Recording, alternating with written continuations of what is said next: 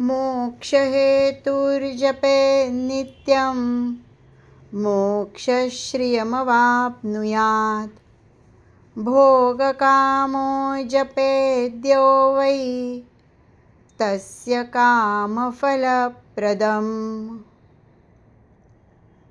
मोक्षप्राप्तीचे ध्येय ठेवणाऱ्या मुमुक्षूने श्री गुरुगीता नित्य जपली तर त्याला नक्कीच मुक्ती मिळेल.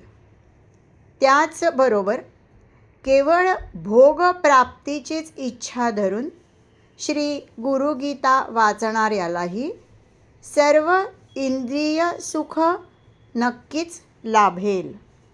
म्हणजेच जे भोग प्राप्त व्हावेत म्हणून या स्तोत्राचा भक्त जप करतील त्याला इष्टफळ हे स्तोत्र नक्कीच देईल.